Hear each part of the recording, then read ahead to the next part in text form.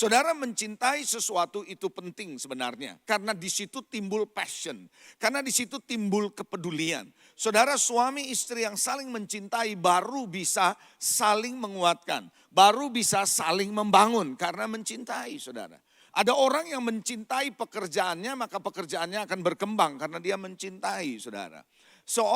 Ada seorang pengusaha cerita sama saya, dia sekolah di luar negeri. Dan kemudian dia pulang, dia berharap dia bisa usaha sendiri. Tapi papanya punya anak laki satu semata wayang. Dan papanya ini punya bisnisnya adalah jamu. Dan dia gak suka melanjutkan usaha jamu yang tradisional begitu saudara. Dan orang ini, pengusaha ini cerita langsung ke saya gara-gara saya lihat jarinya kuning-kuning. Saya pikir dia perokok, enggak rupanya. Lalu saya tanya kenapa bapak kuning-kuning gitu, nah dia cerita. Lah saudara ketika dia mulai melakukan pekerjaan usaha jamu dari papanya, stres berat dia saudara. Sakit GERD gitu ya, mah gitu. Dia datang ke dokter, dokter bilang sama dia begini, kamu itu sebenarnya enggak sakit, tapi kamu stres. Stresnya kenapa? Bisa cerita Anda? Selalu dia cerita, kenapa saya stres? Karena saya melakukan usaha papa saya enggak suka.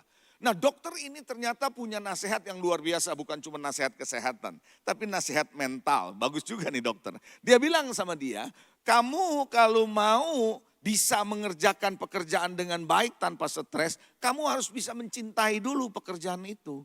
Lalu dia bilang, saya nggak bisa mencintai pekerjaan itu.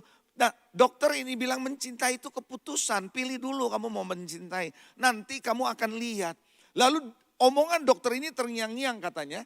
Lalu dia mulai mencoba mengerjakan awalnya. Dan dia mencoba untuk menyelami pekerjaan itu. Menyelami bagian jamu. Sampai akhirnya dia betul-betul mencintai dan dia bisa menghasilkan formula-formula yang baru. Dan dia kerjakan dengan jari tangannya sendiri. Makanya dia bilang kenapa kuning-kuning begini. Dia bilang. Dan dia berkata kepada saya apapun yang dikerjakan kalau nggak dicintai. Anda nggak mencintai, nggak menyukai pasti kamu stres.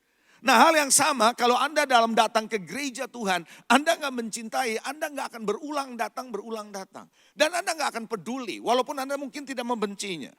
Nah itu sebabnya Anda dan saya perlu mencintai yang namanya rumah Tuhan. Ketika Anda mencintai rumah Tuhan, maka hubungan saudara datang ke gereja tidak sambil lalu. Enggak cuman hai hei gitu ya, pulang datang pulang gak ada yang tahu saudara. Sehingga Anda betul-betul ketika Anda datang ke gereja, Anda mencintai dan Anda tahu I am belong to the church, saya dimiliki oleh gereja dan saya memiliki gereja di mana saya ada.